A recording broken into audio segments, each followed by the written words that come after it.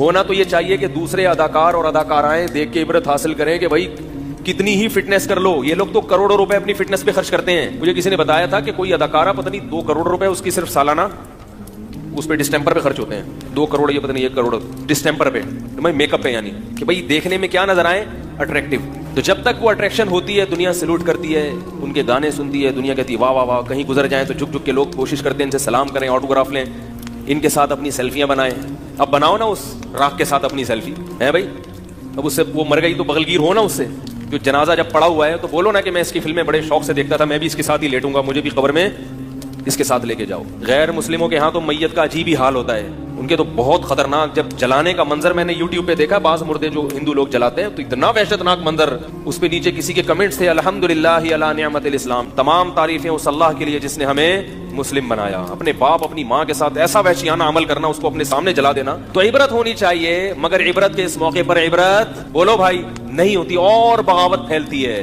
लोग उनकी तारीफों में जमीन आसमान के कलाबे मिलाते हैं। इसी वजह से याद रखो, इस्लाम में किसी गैर मुस्लिम के लिए मरने के बाद दुआ करने की इजाजत बोलो भाई नहीं है। दुनिया में उसके लिए दुआ कर सकते हो, जिंदगी में मर गया तो दुआ की इजाजत नहीं है। अल्लाह कहेगा कि इसने सारी दुनिया को खुश किया मगर मुझे खुश नहीं किया। अब ये मेरे पास आया है तो इसको सबसे बड़ी सजा ये कि इसके लिए दुआ की इजाजत नहीं है। ये बागी है अल्लाह के। जब तक गैर मुस्लिम जिंदा है, इम्कान है कि तौबा कर लेगा, इसलिए आप उसको बुरा भला मत कहें। मर गया अब नहीं, बगैर तौबा के चला गया तो अल्लाह ने किसी को 40 साल मोहलत दी, किसी को 50 साल, किसी को 60 साल, सारी जिंदगी सारी दुनिया का ख्याल। मगर जिसने पैदा किया उसके लिए क्या किया आपने? उस पर ईमान ही नहीं था, करते क्या आगे उसके लिए? इबरत की बात है, अल्लाह इबरत का निशान बना देते हैं। मगर अफसोस, मौत का यकीन हम सबको है कि मरना है।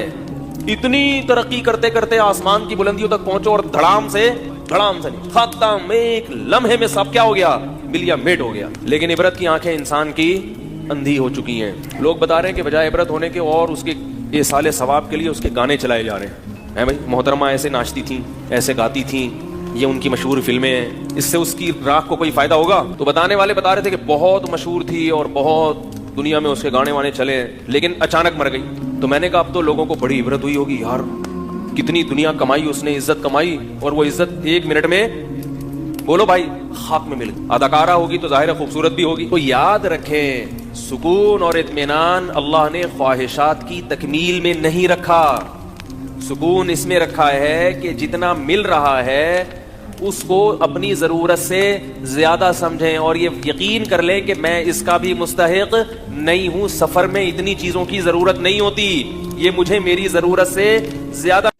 अल्लाह ताला जब इंसान की बसीरत की आंखें अंधी कर लेना, उसे दुनिया में कोई हिदायत नहीं दे सकता। मैं चीख रहा हूं, बार बार कह रहा हूं, यूरोप अमेरिका से, मगरिबी दुनिया के अखलाक से मुतासिर मत हो। रंग रलियों पे जमाने की न जाना ए दिल, ये खिजा है जो बअंदाज़े बहार आई है। मैं बोलता हूं भाई, मगरिबी दुनिया बर्बाद हो चुकी है, लेकिन लोग कहते हैं नहीं, असल में मुफ्ती साहब लोग एहसास कमतरी का शिकार हैं। अभी मैंने बताया था ना कि वहां बूढ़ों का क्या हाल है, खानदानी निजाम तबाह हो गया, सब इंडिविजुअल लाइफ गुजारते हैं, कोई किसी का पूछने वाला नहीं है। तो कनाडा से एक फैमिली थी, उन्होंने कमेंट्स किए, हम तो यहाँ बहुत अच्छे हैं, पाकिस्तान में हमारे बच्चे बिगड़ रहे थे, हम तो यहाँ बड़ी मोहब्बत से टाइम गुजार रहे हैं, एक दूसरे का ख्याल है। मुफ्ती साहब को पता नहीं कौन गलत पट्टियां पढ़ा देता है। भाई जो मुस्लिम फैमिलीज हैं जिन्होंने मजहब पे बच्चों को रखा हुआ है, मैं उनकी बात नहीं कर रहा, वो तो महफूज हैं, बल्कि हो सकता है यहाँ से ज्यादा अच्छे हो वो। मैंने देखा है मगरिबी दुनिया में जो मुसलमान हैं जिन्होंने शादी भी की, बच्चे भी पैदा किए और बच्चों को दीनी माहौल में रखा, मस्जिद करीब में, तबलीग वालों से ताल्लुक रखा, वो तो बहुत वाकई बहुत मजे में है।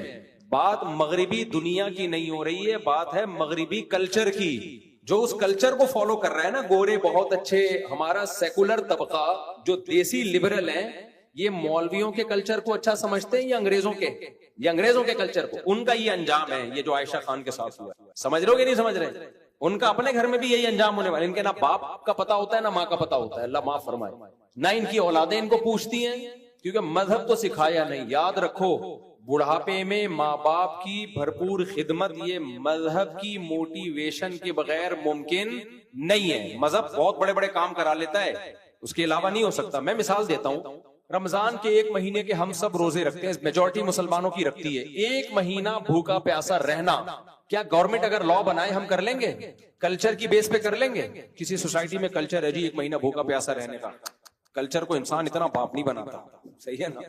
एक महीना भूखा प्यासा रहना, ये अल्लाह को लेकर आएंगे ना अपनी सोसाइटी में, और अल्लाह कहेगा एक महीना रोजे रखो, इंसान जान भी दे देता है, रोजा तो दूर की बात।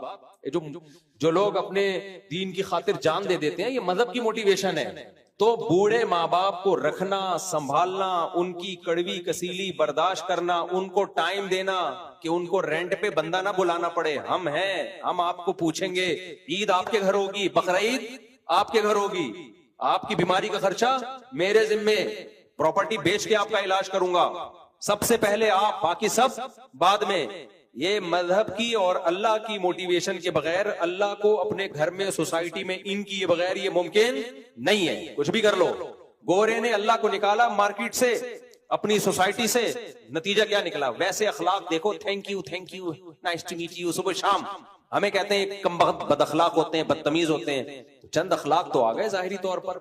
हशर क्या हुआ है सोसाइटी का यार, माँ तक को नहीं पूछते। अच्छा, ये बात भी बहुत लोगों को बुरी लगती है, नहीं हमने तो यहाँ अंग्रेज को देखा है अपनी माँ की बड़ी केयर करता है। भाई साहब, वो केयर में और हमारी केयर में जमीन आसमान का फर्क है। ये ऐसे ही है जैसे अंग्रेज अपनी बीवी की बड़ी केयर करते हैं, कितना करते हैं, लड़ते नहीं है, थप्पड़ नहीं मारते। ये केयर तो आज आपकी बीवी आधा बिल दे गैस का, आधा खर्चा सारा खुद उठाए, वो क्या ख्याल है? मेरी घर वाले, अगर मेरे 4 घर वाले मुझे कह दें कि आपका इतना खर्चा, मुझे कितना खर्चा हो रहा है, कभी छाव में आओ बताऊंगा, और चंदे के पैसों से नहीं कर रहा मैं, ये बता दूं मैं 1 रुपए चंदे का दाएं अपना है सारा। लोग कहते हैं सोर्स ऑफ इनकम क्या है, कि वो भी कभी छाव में आओ बता दूंगा, हलाल है, बिजनेस है, कारोबार है। तो अब मौलवियों को, लोगों को खाते हुए पीते ही अच्छे नहीं लगते, तो फिर तो तुम्हारा मसला है ना, फिर तो वही कीड़ों वाला लतीफा फिट होगा तुम्हारे ऊपर।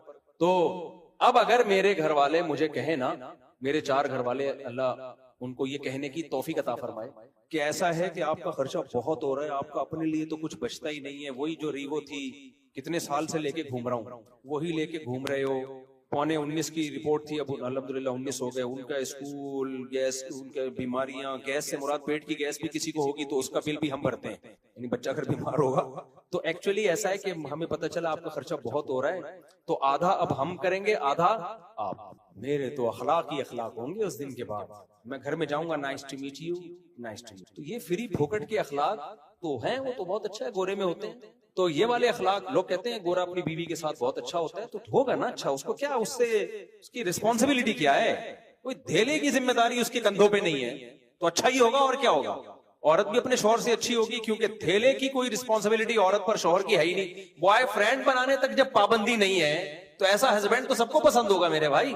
नहीं आई, आप गोरे की बीवी हो, फर्ज करो आपका हस्बैंड आ गया, कोई भी नेल्सन या माइकल मिलने के लिए आ गया, आपके हस्बैंड कुछ कह ही नहीं सकता आपको, थोड़ा सा उसको फील तो होगा कि ये गलत हो रहा है, लेकिन कुछ भी नहीं कर सकता, ना थप्पड़ मार सकता है, ना गाली दे सकता है, क्योंकि उसने यूनिवर्सिटियों में पढ़ा है, नफ्सियाती डॉक्टरों ने भी उनको बताया हुआ है, साइकोलॉजिस्ट ने बताया हुआ है कि इंसान अपने अखलाक से पहचाना जाता है। तेज आवाज से बात करना, जज्बाती होना, रगे फूलना, ये पाकिस्तानी जैसे जो गरीब मुल्कों के लोग हैं, जो बुनियादुल मरसूस पे बस खुश हो गए, वो बाकी तो कुछ है नहीं इनके पास, उसी पे इनकी एस्टेब्लिशमेंट उनको मुतमईन कर दिया, चुप करके बैठे रहो आराम से, बस इतना काफी है फिलहाल। तो ये गरीबों का काम है। तो अंग्रेज क्या करता है, वो उसको पता चल जाए बेगम नेल्सन के साथ घूम रही है, तो ना वो डांट सकता है, ना वो मार सकता है, केस हो जाता है। तो बेगम तो फिर अच्छी होगी मेरे भाई। तो बात होती है कि जहां रिस्पॉन्सिबिलिटी हो, जिम्मेदारियां, हम जिम्मेदारियां उठाते हैं, तो ये इस्लाम की वजह से हमारी एक सोसाइटी। एक और वाकया सुनाता हूं, उससे इंशाअल्लाह अच्छी तरह समझ में आ जाएगा मैं क्या कहना चाह रहा हूं। कल की बात है, मुझे एक सिस्टम खरीदना था, मैं सदर गया अपने दोस्तों के साथ, कंप्यूटर खरीदना था। मैं गया सदर मार्केट में, एक एलईडी लेनी थी, जिनसे मैंने एलईडी ली, मैं उनके पास आके बैठ गया। कल का वाकया, ये पुराना नहीं है। वो खा रहे थे अंडा छोला और रोटी, खुदा की कसम बहुत दिल चाह रहा था कि मुझे भी पूछें, लेकिन मैंने इज्जत पहले, क्योंकि वो अंडा छोला, और इनको पता ये भी था मेरे साथ, मैं इनसे बार बार कह रहा था ये पूछ नहीं रहे यार। उनको लग रहा था हम मुफ्ती साहब को छोले और अंडे और ये रोटी खिलाएं, ये मुफ्ती साहब की इंसल्ट है। उनका ख्याल था मुफ्ती साहब है भाई, अंडे छोले क्या मुफ्ती साहब। और मेरा खुदा की कसम जो दिल चाह रहा था ना अंडे छोले खाने का, और वो खाए, इतनी देर लगा दी उन्होंने, भाई हटाओ यार जल्दी से, मेरा दिल चाह रहा है खाने का। ये तो अब मैं राज फाश कर रहा हूँ, वरना उनके सामने तो इज्जत से बैठा हुआ। तो कह रहे थे कुछ खाना है, मैंने कहा नहीं, लेकिन मुझे भूख लग रही थी और मेरा अंडे छोले, इनको पता है मैं पहले कह रहा था यार कोई दुकान देखो या कोई छोले की दुकान हो, तो वो तो थी नहीं, वहां गए तो वो वही खा रहे थे। खैर अब उनको पता चलेगा तो अफसोस होगा, अब क्या फायदा है, अब क्या खैर। तो अब घंटा मुझे लगा कि यार ये खिला खत्म ही नहीं कर रहे। मैं साथ में बैठा हुआ हूं, चाय का पूछ रहे हैं, या तो पूछें या खा के खत्म करें। अब वो इतनी देर हो गई तो मैंने कहा आप माशाल्लाह, फिर मैंने वैसे ही पूछा, मैंने कहा अंकल माशाल्लाह आप 1 घंटे से मैं देख रहा हूँ आप अंडे छोले खा रहे हैं, बहुत स्पीड स्लो है आपकी खाने में। मेरा ख्याल था आप पूछेंगे, लेकिन खैर मजाक कर रहा हूँ, वो दुकान वाले कहीं सीरियस ना हो जाए। तो उन्होंने क्या किया, उन्होंने कहा कि ये मेरा माजूर बेटा है, ये बहुत आहिस्ता है। वो असल में उस माजूर को खिला रहे थे, माजूर बेटे को, एक बेटा माजूर था उसको खिला रहे थे। तो घंटा 1.5 घंटा तो लगा होगा, और उस वक्त भी बहुत छोटे निवाले बना के वो काफी देर तक चबाता रहता, उसको चबाता रहता, फिर वो निकलता। माजूर था बेचारा ज़हनी। अच्छा, दुकान में जो उनके दूसरे भाई थे वो मुझे कहने लगे मुफ्ती साहब ये हमारा इकलौता माजूर भाई है, अब सब माशाल्लाह भाई हैं, ये माजूर है तो हम इसको भी दुकान पे अपने साथ ले आते हैं, इसको हम हर वक्त अपने साथ रखते हैं। बाप खिदमत कर रहा है बेटे की, 1 घंटे से उसको निवाले बना बना के खिला रहा है। भाई उस माजूर भाई को साथ रख रहे हैं कि थोड़ा लोगों में बैठेगा, हो सकता है कुछ दिमागी लेवल इसका ठीक हो जाए। मैंने उनसे उसी वक्त कहा, मैंने कहा खुदा की कसम ये ज़र्फ अंग्रेज के पास बोलो नहीं है, हालांकि ये कोई बहुत मजहबी घराना भी नहीं। मैंने कहा मैंने बाहर मुल्कों में भी सफर किया, वहां माजूर के साथ पता है क्या होता है, गवर्नमेंट बहुत अच्छा सलूक करती है। जैसे ही आपका भाई बहन कोई माजूर है, आप गवर्नमेंट से राब्ता करते हैं, भाई कोई इंतजाम करो, वो कोई मुलाजिम रखते हैं, वो इसीलिए रखते हैं, उनको पता होता है कि यहाँ मुसलमान हो, खानदानी लोग हो, वो एक अलग बात है। नॉर्मली कोई नहीं ये फटीक पालता, भाई ओल्ड हाउस में जमा कराओ, माजूर खाने में जमा कराओ, यहीं रखना है तो गवर्नमेंट से बंदा लो, गवर्नमेंट का बंदा फिर वो बड़ी एक्यूरेसी से काम, उसको तनख्वाह मिलती है, 12-12 घंटे में शिफ्टें चेंज होती हैं।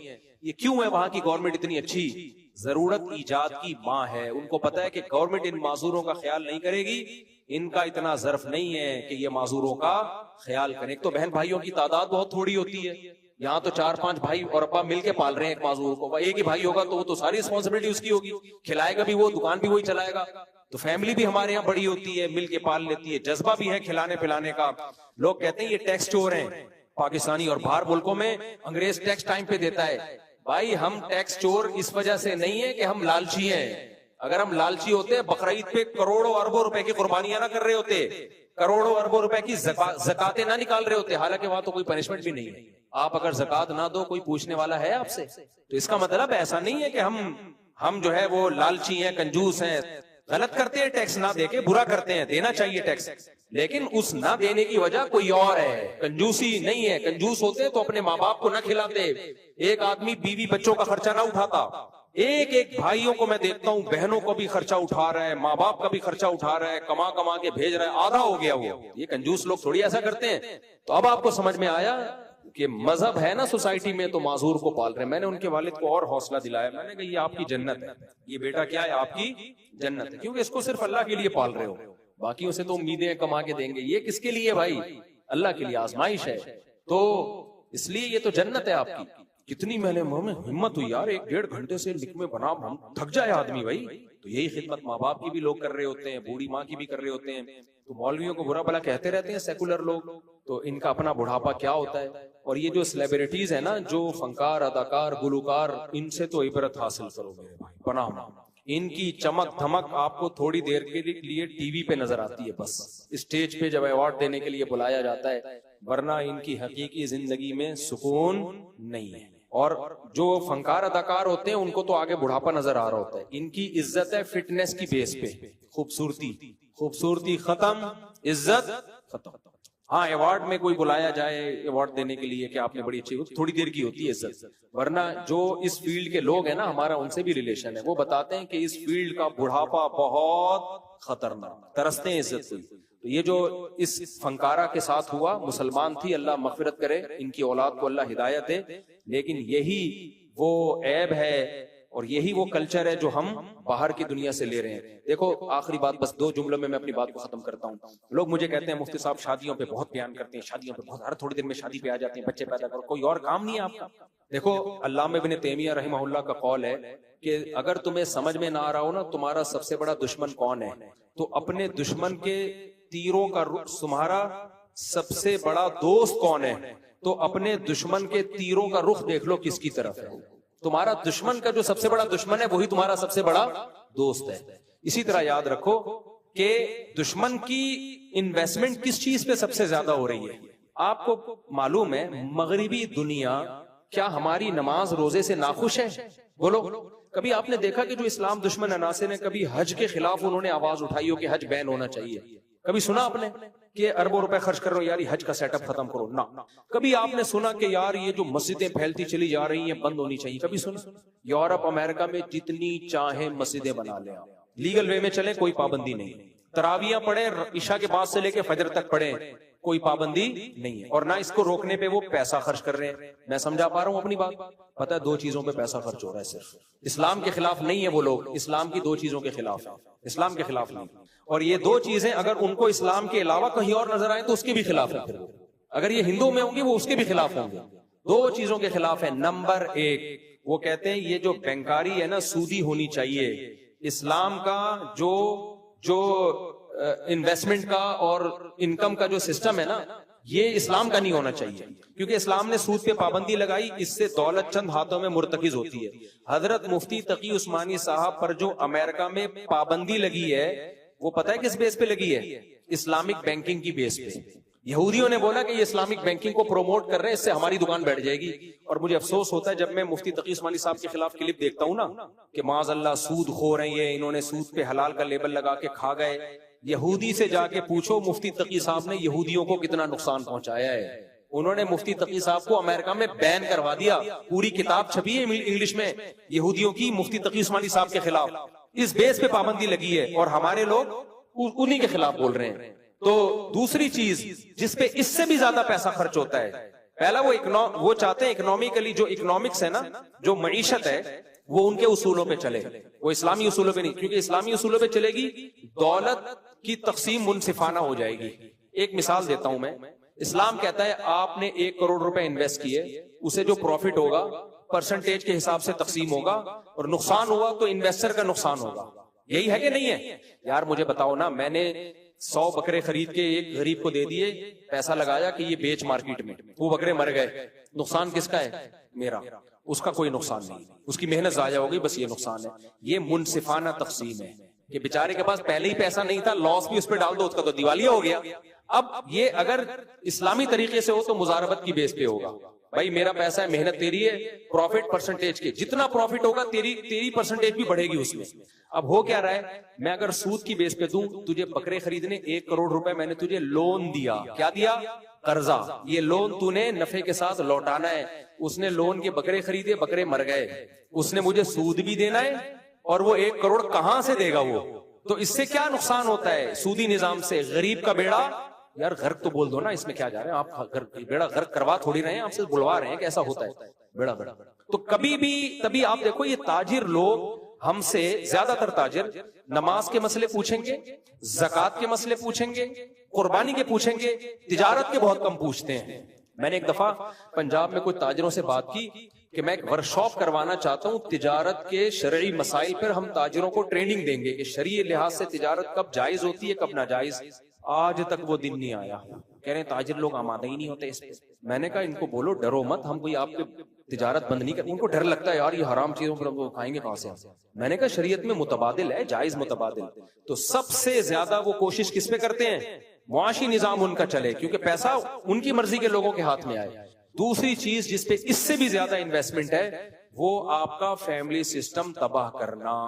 बात समझ में आ रही है कि नहीं आ रही है? अब उसके लिए उन्होंने लेबल अच्छे अच्छे लगाए। अगर वो ऐसे कहते कि जिना को मुआशरे में आम करो, खानदानी निजाम को तबाह करो, तो हम मान लेते?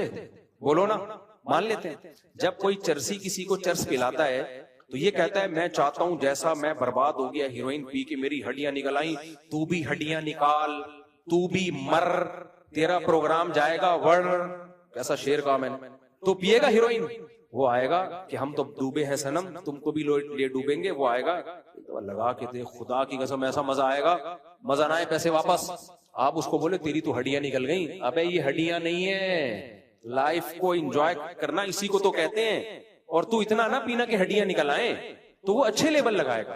तो अब मकसद था खानदानी निजाम को तबाह और बर्बाद, क्योंकि हमारा मजहब अगर महफूज है ना, हम मुसलमान हैं भाई, ये सोसाइटी है ना, सोसाइटी से निकलना आसान थोड़ी होता है, तो उस हॉल से निकाला जाए। उसके लिए उन्होंने मर्दों से ज्यादा मेहनत की औरत पे। बेहयाई मर्दों से नहीं फैलती, मर्द हमेशा से ठरकी थे, ठरकी हैं, ठरकी रहेंगे, सिवाय चंद फीसद लोगों के। मर्द को जब औरत फ्री में मिलती है, तहज्जुद गुजार होगा, नेक होगा, वो जाएगा, कहेगा तौबा कर लूंगा बाद में, एक दफा ठरक पूरी करो। इल्ला माशाल्लाह बहुत कम लोग, यूसुफ अलैहिस्सलाम जैसे, और जो 7 आदमी अर्श के साए में होंगे जिनको औरत दावत दे और वो जिना से बच जाए, ऐसे लोग मार्केट में क्या होते हैं, शार्ट। औरत की तबीयत में इतनी ठरक नहीं होती, उसकी तबीयत में हया है। वो चाहती है भाई मैं अपने शौहर के हवाले अपने आप को करूंगी, मेरा शौहर हो, मेरे बच्चों का बाप हो, मुझे खानदान मिले, मुझे सोसाइटी मिले, मुझे इज्जत मिले, जैसे मेरी माँ को मिली थी, मेरी दादी को मिली थी, ऐसे थोड़ी कोई भी आ जाए मेरे पास। तो अंग्रेज ने सोचा कि मेहनत मर्द पे नहीं करनी, किस पे करनी है, औरत पे। किस पे करनी है भाई, और औरत का बेड़ा गर्क करना है। तो उसको कहा कि आजादी, क्या क्या उसको सिखाया, पर्दे से आजाद हो जाओ, बस इतना काफी। घर की 4 दीवारी से आजाद, जॉब करना जैसे तुम्हारा हक है, जैसे तुम्हारे शौहर का हक है, तुम्हारा भी हक है। अबे जॉब करना हक नहीं होता, कमबख्तो जिम्मेदारी होती है। तुम कमबख्तो ये जिम्मेदारी को क्या कह रहे हो, हक है, बेवकूफों वाली बात यार। मैं कमा रहा हूं, ये मेरा हक नहीं है, मेरी जिम्मेदारी है। अगर आप मुझे जिम्मेदारी से हटा देंगे, मेरी तो अय्याशी बढ़ेगी। वाह भाई वाह। इस्लाम ने औरत को आजादी दी थी कि तुम जॉब की पाबंदियों से आजाद हो, तुम्हारे शौहर की जिम्मेदारी है जॉब करना। उसको बोल दिया कि तुम आजाद हो, जॉब करो। अभी एक लिबरल आंटी का बयान आया, बड़ा खानदानी बयान किया। उसने कहा हमें उल्लू बनाया गया है कि जॉब करने में हम आजाद हैं। कह रहे हैं आजादी, हम तो और मुसीबत में आ गए। हम जॉब करके कमबख्त ससुराल को भी खिला रहे हैं, बच्चा भी पाल रहे हैं, और घर भी हम संभाल रहे हैं, और मियां सिर्फ एक जॉब कर रहा है। हमारा तो बेड़ा गर्क हो गया। तो औरत को आजाद किया, शौहर से आजाद, भाई से आजाद, बाप से आजाद। उसको दफ्तर में जाके बॉस का गुलाम बना दिया, जहाजों में एयर होस्टेस को कंपनियों का गुलाम बना दिया। मुझे सबसे ज्यादा तरस एयर होस्टेस पे आता है। कल मैं एक वीडियो देख रहा था, मैंने घर वालों को कहा, वो हम जहाजों की वीडियो देखने का मुझे बड़ा शौक है कि जो होते हैं ना जहाज क्रैश कैसे हुए या कैसे बनते हैं। तो मैंने कहा ये हम जाते हैं ना कभी लंबे रूट पे अमेरिका जा रहे हैं, तो 18-20 घंटों की फ्लाइटें हो जाती हैं। उसमें एयर होस्टेस की ड्यूटी 6 घंटे 8 घंटे 8 घंटे तक उसकी पेशानी पर लकीर आने पर गवर्नमेंट की तरफ से पाबंदी है। नहीं आई मेरा ख्याल है बात, उस पर पाबंदी है कि 8 घंटे में एक दफा आपकी पेशानी पर, ये नहीं, आप उसको 100 दफा बटन दबाओ ना, ये चाहिए वो चाहिए, ये नहीं, यूं नहीं होगा, ऐसे वो ऐसे। थैंक यू, शुक्रिया, थैंक यू। अबे खुदा की कसम बहुत मुश्किल है ये थैंक यू। आदमी का दिल चाहता है रख के चमाट लगाए। पास कस्टमर ऐसे होते हैं, यार अभी चाय पीती है, अभी पानी मंगवा रहे हो, एक दफा मंगवाओ ना। घर में तो बोल देगी बीवी, अंडे लेने भेजा था, डबल रोटी उठा के ले आए, लेकिन एयर होस्टेस नहीं कह सकती। यही एयर होस्टेस किसी मालदार की बीवी होती, जो इससे डबल मालदार होता, वो इसको ये सारी सहूलतें घर में इससे डबल दे रहा होता और डांटे भी सुन रहा होता। लेकिन मालदार को दूसरी शादी से, बोलो बोलो ना, रोक। वो करोड़पति अरबपति आदमी मेरे दूसरी शादी के बयान पे एतराज कर रहा होगा। भाई तू एयर होस्टेस से शादी कर, जितनी उसकी तनख्वाह है 10 लाख तनख्वाह है तो 20 लाख दे उसको। ऐसे एक करोड़पति हैं, लेकिन उस करोड़पति को समझा दिया शादियां वादियां करना बुरी बात है, वो भी अय्याशी में लगा हुआ है। खैर, तो औरत को बेपर्दगी करा दी उससे, इससे खानदानी निजाम तबाह हो गया। फिर औरत को कहा तुम बच्चा पैदा करने की मशीन नहीं हो, अगर हो भी गई ना शादी, अब उसे नस्ल बनाने से रोका जा रहा है। हालांकि औलाद गिफ्ट, ये ऐसे ही है जैसे आपके घर में नोट छापने की मशीन आ जाए, तो आप बोलोगे कि मैं नोट छापने की मशीन मुझे नहीं चाहिए, है भाई वो नोट छाप रही है। औरत पैदा वो गधे घोड़े नहीं पैदा कर रही, वो इंसान पैदा कर रही है, बेटे बेटियां पैदा कर रही है। तो ये तो मशीन बहुत अच्छी मशीन है भाई। जमीन आलू प्याज टमाटर पैदा करती है, किसान के दिल में कदर होती है। और ये कौन पैदा कर रही है? इंसान। कोई साइंटिस्ट बनेगा, कोई फौज में जाएगा, कोई ताजिर बनेगा, ये इंसानों को पैदा कर रही है। तो उसको ये सिखा दिया हम बच्चे पैदा करने की मशीन नहीं है। उससे उसकी तन्हाई है। औरत का सबसे बड़ा सरमाया, देखो कोई औरत को इज्जत दे ना दे, इस्लाम, कल्चर, फैमिली पाबंद, यानी अखलाकियात क्या कहती हैं, माँ से बड़ा हक आप पर किसी का नहीं है, तो उसको माँ के हक से ही महरूम कर दिया। बीवी को वो इज्जत थोड़ी मिलती है जो औलाद की तरफ से माँ को मिलती है, बहन को वो इज्जत थोड़ी मिलती है जो औलाद की तरफ से माँ को मिलती है। एयर होस्टेस को खुदा की कसम कंपनी की तरफ से वो इज्जत मिल नहीं सकती जो बेटे को, जो माँ को किसकी तरफ से मिलती है, बेटे बेटियों की तरफ से मिलती है। अल्लाह ने हुक्म दे दिया, नमाज पढ़ते हुए पुकारे, नमाज तोड़ के जवाब दो। बॉस के बारे में थोड़ी हुक्म दिया है। औरत का सबसे बड़ा सुकून, सरमाया, सहारा वो क्या था? औलाद। उसे पट्टियां पढ़ा दी, तुम बच्चे पैदा करने की मशीन नहीं हो। ये ऐसे ही है जैसे मैं मर्दों को अपाहज बनाना चाह रहा हूं और मैं चाह रहा हूं कि ये बीवियों को कमा के ना खिलाएं और बेड़ा गर्क कर दें खानदानी निजाम का। तो उसका तरीका क्या होगा? मैं मर्द को बोलूंगा तू कोई कमाने की मशीन थोड़ी है जो रोजाना बीवी को बर्गर खिलाता है। क्या ख्याल है भाई? एक आदमी रोजाना अंडे भी लेकर आ रहा है, दही भी लेकर आ रहा है, वो आदमी से मुराद मैं हूं, यानी आप लोग भी हैं। रोजाना अंडे ला रहा है, दही ला रहा है, मैं तो यही काम कर रहा होता हूँ। मैं लोग कहता हूँ, मैं जहां निकलता हूँ लोग सेल्फियां और मुफ्ती साहब स्टाइल से जा रहे हैं, ऐसी आ रही होती वीडियोस, हालांकि मैं दही लेने जा रहा होता हूँ। अगर पता चल जाए ना ऐसे स्टाइल जैसे मैं गजा फतह करने जा रहा हूँ, ये मेरे स्टाइल आ रहे होते हैं, मैं घर में बताता हूँ मैं दही लेने जा रहा था और देखो स्टाइल क्या मारा लोगों ने। तो अब मैं बताओ, मैं दही लेने जा रहा हूँ, मैं टमाटर लेने जा रहा हूँ, कोई बंदा आए मेरे पास, मुफ्ती साहब तुम अपने घर वालों से बोलो जॉब करें, आप अंडे लाने की मशीन नहीं हो, रोजाना डबल रोटी लाने की मशीन नहीं हो। तो देखो वो मेरा खैरख्वाह बन के असल में मेरा बेड़ा गर्क कर रहा है, घर तोड़ रहा है। वो घर को क्या कर रहा है? भाई एप्रिशिएट करो मुफ्ती साहब, खानदानी आदमी ऐसे ही होता है, कभी दही लेने जा रहा है, कभी अंडे लेने जा रहा है, ये अच्छे शोहर होने की अलामत है। तो बीवी के बारे में नबी की मोटिवेशन क्या है? तज़व्वजुल वदूद अल वलूद, तज़व्वजुल वदूद अल वलूद। बीवी वो अच्छी जो तुम्हें कसरत से औलाद दे, क्योंकि इससे तुम्हें तुम्हारा औलाद एल्फी का काम करती है, माँ बाप को जोड़ देती है। वो जितने ज्यादा बच्चे होंगे छोड़ना उतना मुश्किल। आदमी कहते हैं बच्चों को लेके कहां जाऊंगा मैं, वो एल्फी का काम देते हैं, बच्चे जोड़ देते हैं माँ बाप को, फिर सहारा बनते हैं, फिर उनकी खुशियां गमियां सब मुश्तरक होती हैं। तो जो सबसे बड़ी चीज बीवी को आपके साथ जोड़ने वाली, आपके दिल में उसकी मोहब्बत पैदा करने वाली, उसको ये कह के बच्चे पैदा करने की मशीन नहीं होती। तभी मैं कहता हूँ जो औरतें बच्चे नहीं पैदा करती और कहती हैं हमको बच्चे पैदा करने की मशीन है, तो उनको बोला करो हम क्या कमाने की मशीन है? तो मशीन कोई नहीं होता, एक अल्लाह ने औलाद दी है, ये नेमत है। तो बस खुलासा यही निकला, उठाकर फेंक दो बाहर गली में, नई तहजीब के अंडे हैं गंदे। तो ये उनका सबसे ज्यादा फोकस इस पर है कि खानदानी निजाम को तबाह किया जाए। तभी वो कहते हैं शादी मत करो, गर्लफ्रेंड बनाओ। नंबर 2 करना है तो देर से करो, और देर से भी 1 करो, और बच्चे भी 1 या 2। मैं बिल्कुल इसके उलट चल रहा हूं, जल्दी करो शादी।